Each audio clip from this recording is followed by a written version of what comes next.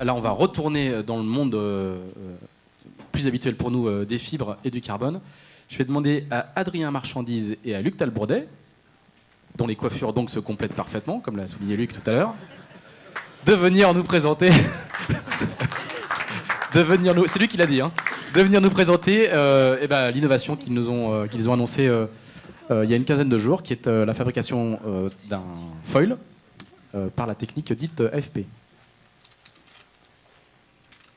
Bonjour à tous, je ne ferai pas d'autres commentaires. Donc, je vais d'abord m'occuper des généralités et dire pourquoi on a commencé avec ce projet. Et puis après, pour la partie plus technique, Adrien prendra la parole. Donc, au départ, ça part... ouais, super, j'ai un assistant. Donc, l'idée, c'était de tester rapidement des foils pour... ça part du projet Saint-Michel-Virbac. Si vous vous rappelez, avant le Vendée Globe 2016, on se posait tous la question de savoir si les foils allaient tenir sur le Vendée. Il y a eu beaucoup de casses. Nous, on n'a pas oublié parce que notre portefeuille n'a pas oublié. Donc, du coup, on s'est dit s'il s'agissait de casser les foils, on allait y arriver tout seul. Donc, on s'est dit qu'on allait organiser plutôt les choses de telle manière qu'on teste à échelle plus petite. Il y a eu beaucoup de prototypes qui ont cassé les foils. Et donc, du coup, on se dit qu'il y avait quand même une zone d'amélioration. Donc, on a commencé par faire un projet de R&D sur la fabrication additive, en commençant par l'imprimante 3D. C'était un des sujets de ce matin. Et on a commencé par... il se trouve qu'on avait un bateau dans le hangar. C'était un Open 750. Donc, on a commencé à travailler sur l'Open 750 pour voir ce qu'on pouvait faire dessus, à savoir... L'idée, c'était au départ de pouvoir fabriquer des foils plus rapidement et de les casser plus rapidement pour connaître les limites. Et rapidement, on s'est aperçu que l'imprimante 3D était une solution pour fabriquer, mais avait des limites. Et suite à l'arrivée d'Adrien et du partenariat qu'on avait noué avec l'Université de Bretagne Sud dans le cadre de son doctorat, on s'est mis juste celle d'avant, on s'est mis à regarder donc les deux types de foils qu'on pouvait faire. Il y avait les foils prototypes et les foils de série, puisque parallèlement, on avait aussi une activité qu'on venait de lancer, qui est le catamaran Easy to Fly, qui est une activité de petite série, puisque, comme disait Yves ce matin, la petite série, c'est entre 10 et 1000. Donc nous, on est plutôt dans le bas de la fourchette, même si c'est la petite série, c'est de la petite série. Et donc, du coup, on a regardé les attentes. Les attentes du milieu, si je prends Saint-Michel-Virbac, projet que je connais bien, c'est une garantie de qualité, c'est cette attente qu'on en a. Et sur la partie production de série par robot, on attend une garantie de monotypie. Donc c'est un peu les deux axes d'amélioration de la fabrication de foils que l'on visait. Donc ensuite, en effet, on a une approche collaborative, puisqu'il y a un consortium qui s'est créé avec, il manque le logo de MC2 là, qui a initié donc ce consortium qui est basé à Nantes, et on a initié un consortium donc avec l'Université de Bretagne Sud, Compositique, CIR aussi. Et donc on a commencé à travailler sur la partie justement de fabrication additive. Et nous, on s'est rapidement focalisé grâce aux premiers tests qu'on a fait chez Compositique sur la partie fabrication par robot, parce qu'on trouvait qu'il y avait plus de possibilités en termes de type de pièces et surtout de qualité de pièces à produire par le robot plutôt que par imprimante 3D. Donc on a mis une structure en place, un bureau d'études avec les personnes, donc avec Adrien, Mathieu et Siran qui va nous rejoindre sur la programmation robot, qui a déjà travaillé et qui va continuer dans les années futures, pour justement travailler sur la partie programmation robot. Et c'est là que je passe la parole à Adrien, parce que c'est là que ça devient intéressant. Voilà. Bien près du micro. Bonjour à tous, merci à Eurolarge de nous rassembler autour de ces problématiques qui, en tout cas moi, me passionnent. On reconnaît donc Luc et moi à nos coupes de cheveux sur les photos aussi, on n'en reparlera plus, mais le prototype du foil imprimé 3D là, qu'on peut voir, à partir duquel on est parti, nous a amené à nous intéresser à d'autres procédés de fabrication additive bien plus haut de gamme. Non pas pour réaliser des prototypes, mais des pièces fonctionnelles, répétables, de série, dont on puisse garantir une qualité. Aujourd'hui, je pense pas que ma présentation a un intérêt particulier sur le fait de vous expliquer les spécificités du procédé de fabrication de fibres automatisées. Denis Cartier de Corellis Composite sera beaucoup mieux que moi vous expliquer tous les avantages de ce robot de placement de fibres. Je vais simplement vous expliquer la démarche de mise au point de procédés qu'on a mis autour de l'utilisation de ces procédés de fabrication additifs. Donc finalement pour nous c'était d'abord se poser la question de quel type d'objet on veut faire avec le robot de placement de fibres. Donc on a commencé par des petites sections, on a testé différents procédés, et on a joué sur le curseur entre de la performance économique et de la performance mécanique, puisque finalement c'est un outil qui permet de répondre à différents cahiers des charges, et donc des structures, des procédés qui permettent de répondre à ces différents cas de charge-là. Et on a pu développer plusieurs procédés qui y répondaient. Alors finalement, quand même un tout petit peu, le robot, comment est-ce que ça fonctionne? Donc tout simplement, pour faire un foil, on va donc devoir dessiner chacun de ces plis-là et ensuite faire en sorte de pouvoir les draper avec le robot. Donc c'est l'image que vous voyez sur la droite vous montre... Donc l'image sur la droite vous montre les stratégies de simulation de robot avec le... Excuse-moi, d'accord, ça marche. Avec les stratégies de drapage qu'on met en place. Alors là, par exemple, c'est les trajectoires des fibres qu'on va déposer avec le robot. Donc ce robot vient placer 8 fibres de 6 mm 35 de large avec des plis de carbone pré-imprégnés d'époxy. Et on contrôle très précisément la position et la pression de compactage des fibres qu'on vient déposer.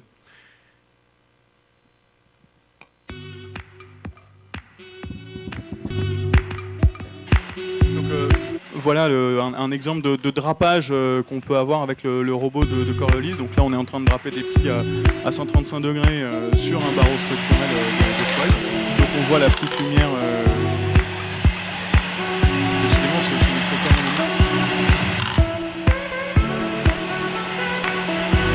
ça va en fait, je pense un peu plus simple. Si je remonte simplement la vidéo, où on va pouvoir voir donc le robot poser les plis et on voit une lampe infrarouge qui vient chauffer les tissus pour qu'ils adhèrent à la couche précédente. Donc le robot vient appliquer à peu près 50 kg pour placer les tissus par rapport à la couche précédente. Vous vous doutez que du carbone pré-imprégné d'époxy, ensuite il faut le cuire. Je pense que c'est pas l'objet de cette conférence. Et donc aujourd'hui on en est au stade où on a pu mettre au point ces procédés et les qualifier. Et donc les qualifier, c'est avoir toute une démarche de contrôle qualité. Alors je parle ici des contrôles qualité qu'on fait en aval, donc en aval pour valider donc par tomographie, qui est un des contrôles non destructifs, mais il y a d'autres méthodes qui ont été utilisées. Des contrôles de cuisson qui sont systématiques et des contrôles de porosité.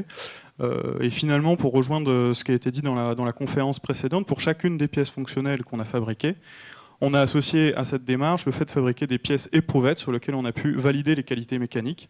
Et donc pour identifier que tel état matière correspond à tel niveau de performance mécanique et que tel point du procédé va générer tel éventuel défaut ou pas. Comment est-ce qu'on les évite? Et donc on a ici essayé de caractériser les matériaux qu'on utilise de manière la plus précise sur les propriétés qui nous intéressent le plus possible sur le foil, donc la résistance à la compression qui va avoir lieu dans le shaft des foils, la partie qui sort du foil au niveau de la calebasse, c'est là où c'est le plus critique. Aussi la partie de la résistance à la traction hors plan, donc c'est les phénomènes qu'on va avoir dans le coude du foil quand il ne se comporte pas comme on le souhaiterait, c'est-à-dire en inversion de portance. Le foil va essayer de s'ouvrir. Et donc on a utilisé ces essais mécaniques pour finalement connaître le lien intime entre chaque paramètre de notre procédé et les propriétés mécaniques qui en découlent. Et c'est une démarche systématique qu'on a effectuée pour tous les procédés de fabrication qu'on a développés. Évidemment, ces retours sur des éprouvettes, la connaissance des qualités mécaniques nous ont permis d'ajuster les procédés, les structures qu'on met en œuvre, de les optimiser. Donc ici, on voit encore le fruit de 2 collaborations avec l'Institut de recherche du Puy-de-Dôme et Compositique, avec à gauche tout simplement un modèle élément fini d'un coude de foil dans un cas d'inversion de portance et les efforts qui y sont générés. Donc un modèle qui a été fait en partenariat avec la filière génie mécanique et matériaux de l'université. Et à droite, après avoir calculé une validation sur des essais mécaniques sur des structures à taille réelle, donc où on a testé tous les cas de charge possibles et imaginables d'un foil pour valider qu'on savait bien prédire les performances d'un foil. Je suis ici, donc c'est que ça a marché. Et donc, derrière, finalement, ça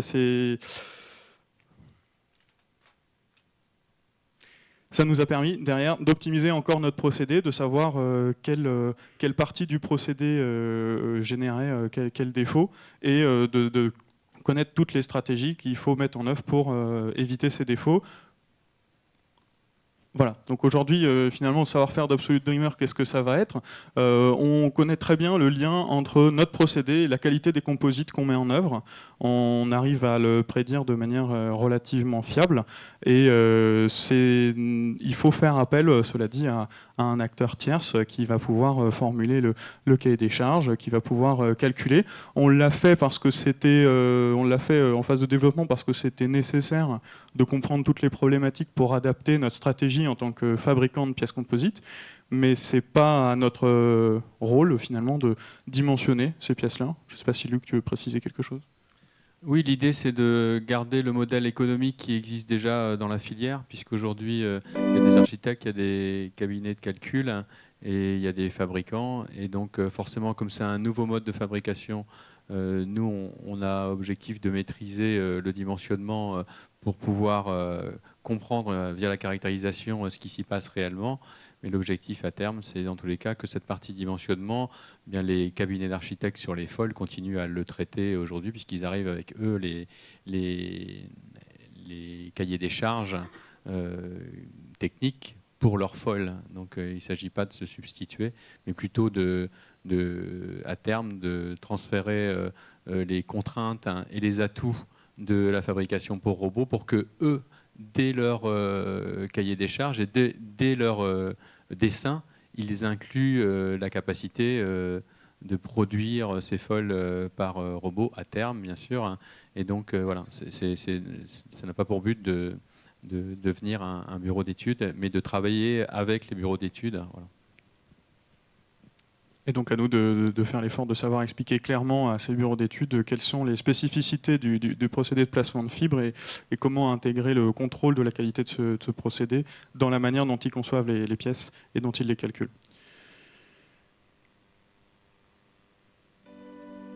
Donc aujourd'hui, on en est au stade où on a réussi à fabriquer des pièces qui sont fonctionnelles, des foils et des safrans d'Easy to Fly. Donc Absolute Dreamer, c'est un bateau de 8 mètres qu'Absolute Dreamer a développé. Donc les pièces vont être mises en série assez prochainement.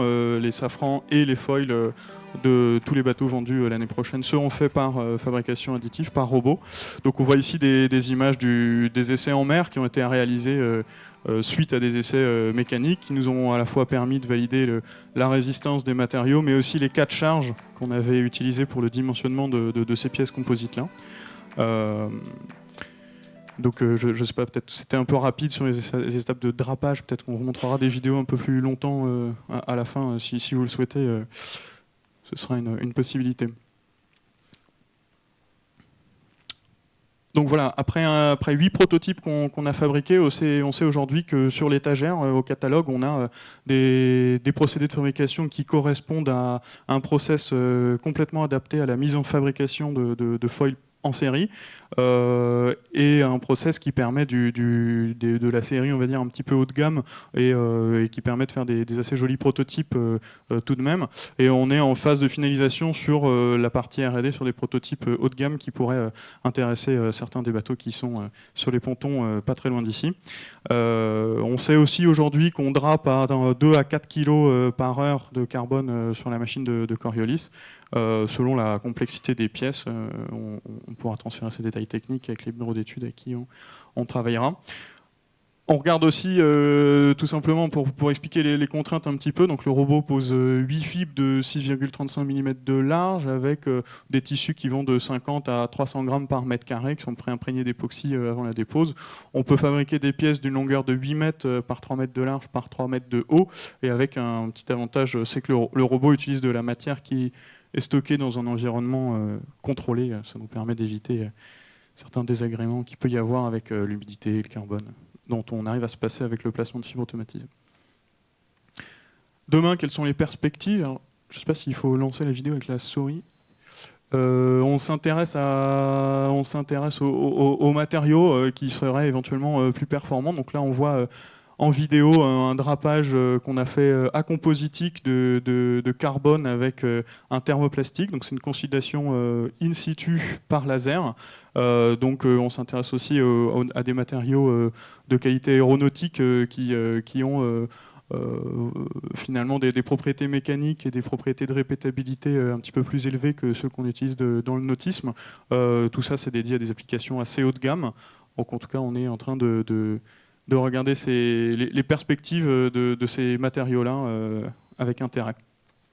En résumé, quels sont les avantages de la fabrication de drapage par robot? C'est donc de fabriquer des pièces de meilleure qualité, avec une amélioration des performances mécaniques et surtout une répétitivité garantie, plus rapide à produire parce que sur le temps de fabrication par rapport à une fabrication manuelle, on peut gagner beaucoup de temps. Si nous, en tous les cas, on se réfère à notre exemple aujourd'hui qui est le foil de série, le Easy to Fly, moins cher, ça dépend de la partie nombre de pièces, puisque en effet, aujourd'hui, on est sur la petite série de pièces.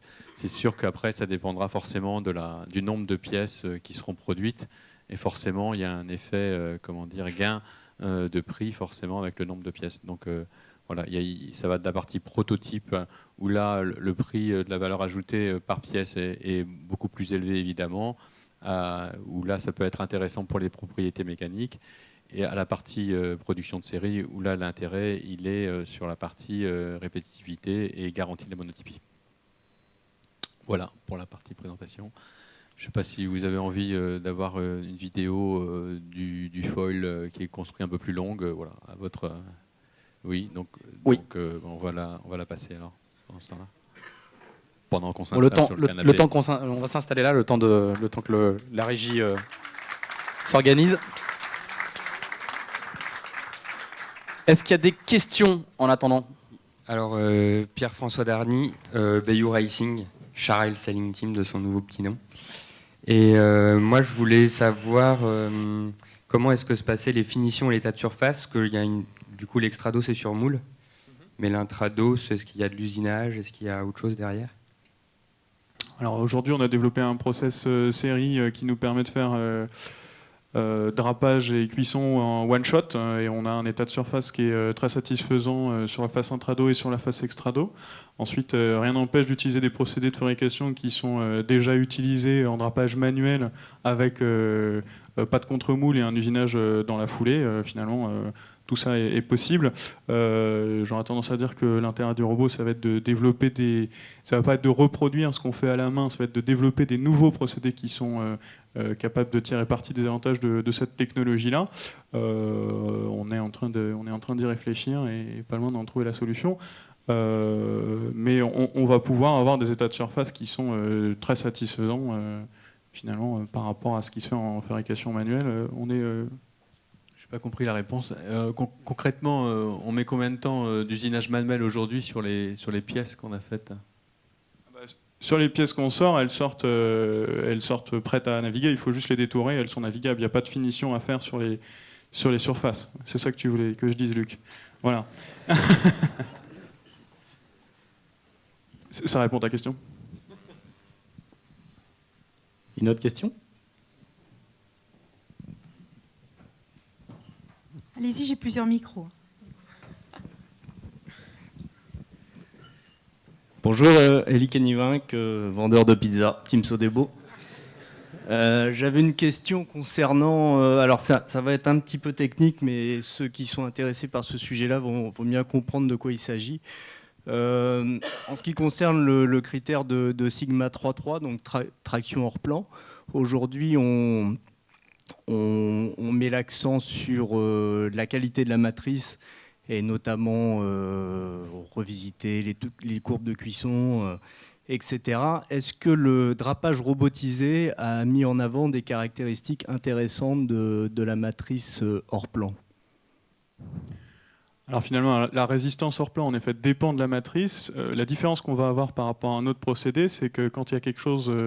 on contrôle assez bien ce qui s'y passe. Donc finalement, on sait que ce qu'on mesure dépend de la qualité de la matrice, de la cuisson, et pas par exemple d'une étape de drapage qui va être répétable. On va donc pouvoir optimiser la qualité de nos coudes, tout simplement parce qu'on drape 2 fois la même pièce, c'est exactement la même chose. Derrière, on fait changer le cycle de cuisson, et on sait exactement que c'est le cycle de cuisson. Donc on a accès à la réponse beaucoup plus rapidement. Ça n'empêche pas que le travail qu'il faut fournir, en effet, c'est sur la qualité de la matrice.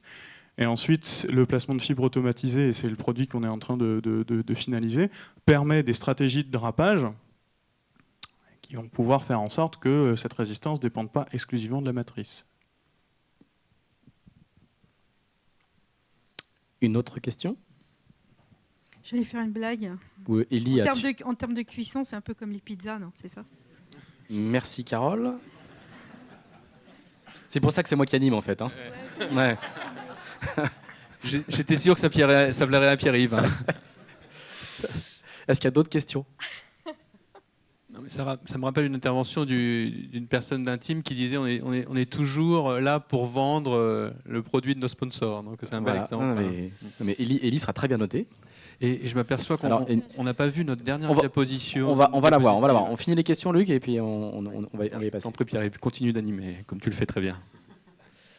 Je voulais savoir s'il existait, à votre connaissance, d'autres cas d'application de l'impression 3D hors l'impression sur les composites. Par exemple, l'impression de pièces métalliques. Est-ce que c'est quelque chose dans le monde de la voile, dans le monde de la voile de compétition? Est-ce qu'il y a une recherche sur le gain de poids, sur l'optimisation des pièces? Est-ce qu'il y a de l'optimisation topologique?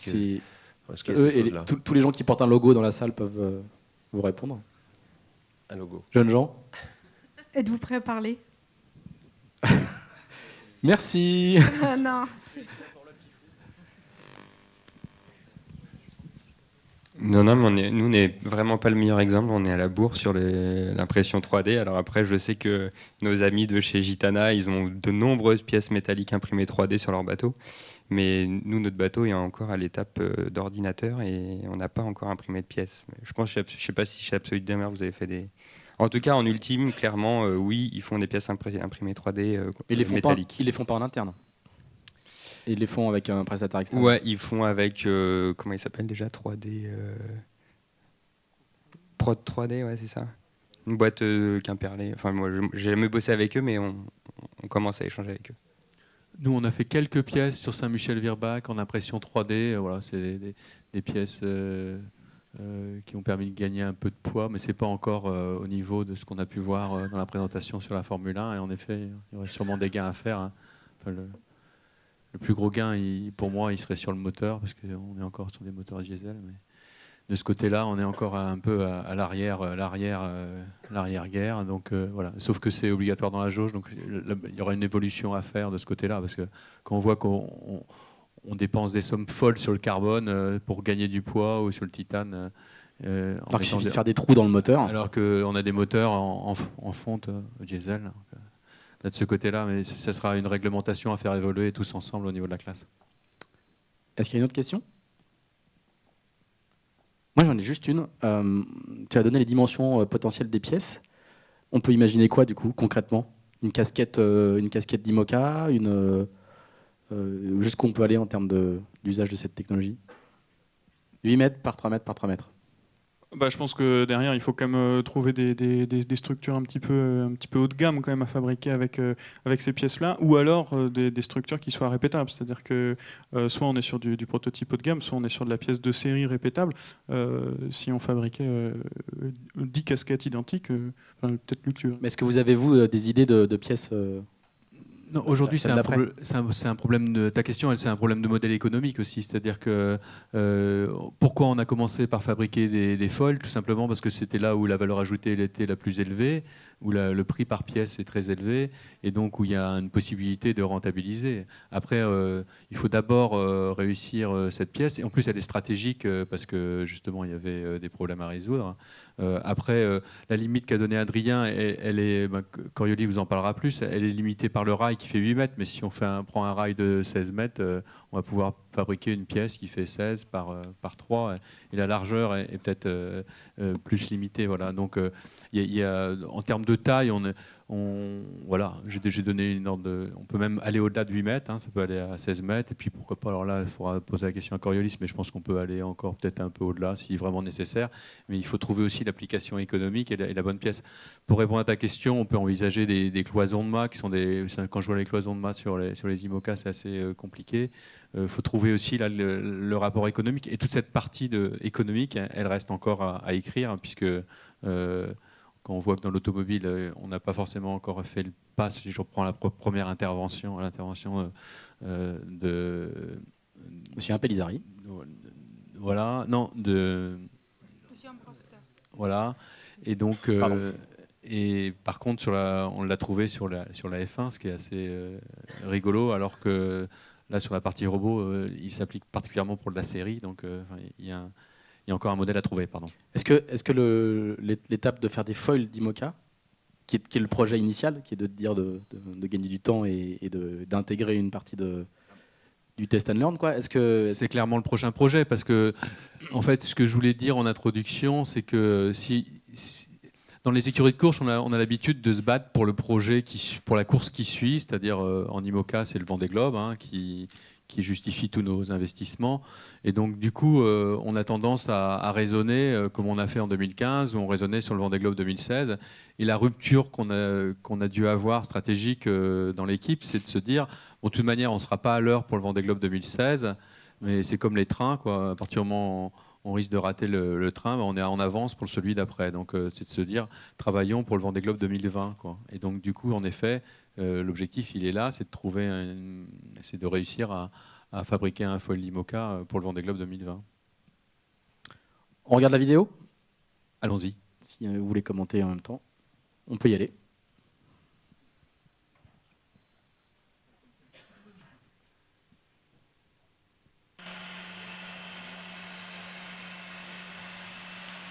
Donc là, c'est tout simplement le drapage d'un zéro sur un barreau de foil.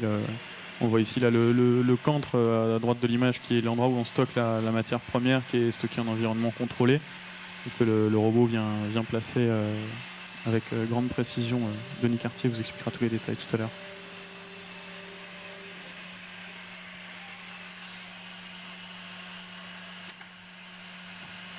Donc là, ce que l'on voit, c'est qu'on a une vitesse de drapage qui dépend de la forme de la pièce. Ici, on a une forme de pièce qui est particulièrement compliquée. Il se trouve qu'on a un foil en courbe, ce qui n'est pas forcément le cas de tous les foils qui sont plutôt en L, et donc qui serait plus facile et encore plus rapide à construire, puisqu'on voit là, dans l'activation du robot, que forcément, dans le coude, la machine ne va pas aussi vite que... Là, on voit... clairement qu'elle va accélérer après le coude.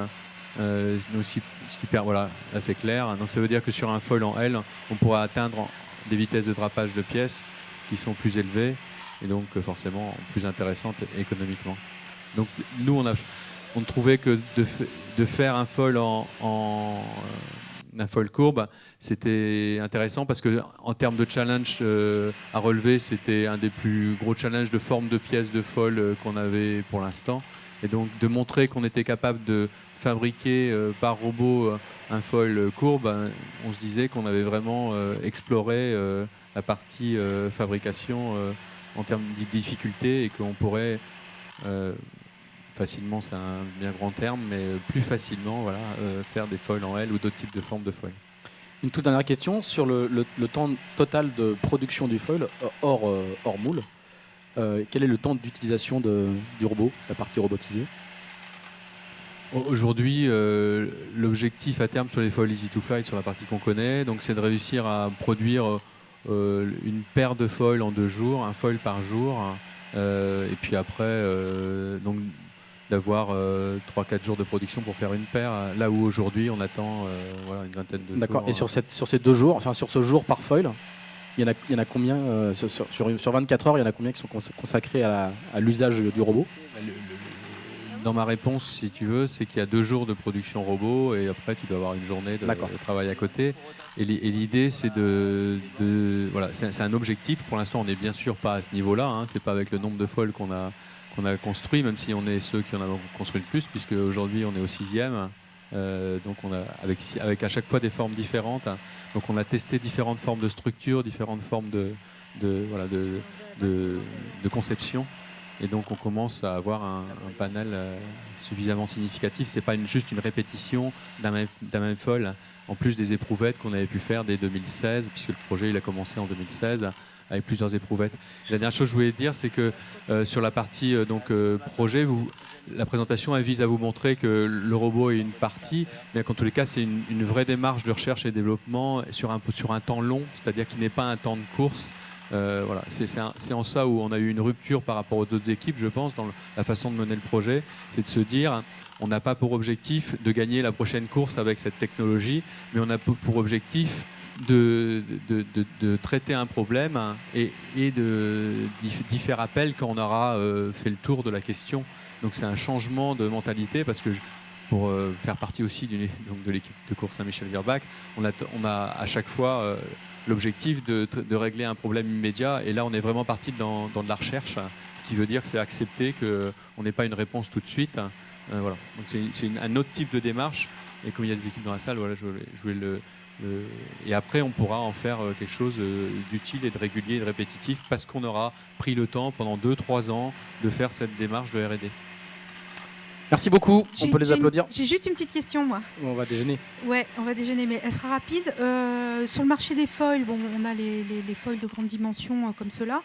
On sait qu'il y a une vitalité aussi importante sur les foils en voile légère.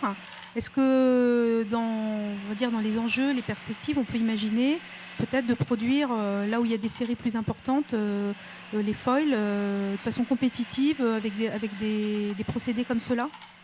Oui, c'est ce qu'on regarde clairement, parce que plus il y a des séries avec un grand nombre de foils, et plus c'est intéressant par le robot, parce qu'une fois que vous avez fait la conception, la mise au point, que vous fassiez un foil ou vous en fassiez 1000, c'est le même. Là, on parle de petits modèles, quoi, pour les planches. Travail de conception. Pour les planches, aujourd'hui, c'est fait en Thaïlande, c'est fait en Chine. On commence à regarder, oui. Après, je pense que plus il y a de kilos de carbone à draper, plus c'est efficace, parce que plus on utilise la machine et plus on est compétitif par rapport à la main. Donc, les coûts sont très bas. Les coûts sont très bas sur la partie de ce qui est fait aujourd'hui en Chine et en Thaïlande pour les pièces. Mais sur des grandes séries, en effet, on regarde. Pour l'instant, on n'est pas arrivé au bout de cette démarche, mais c'est justement l'étape qui est en cours, de regarder la partie économique sur tout type de pièces de foil. Merci beaucoup, merci à tous les deux, on peut vous applaudir.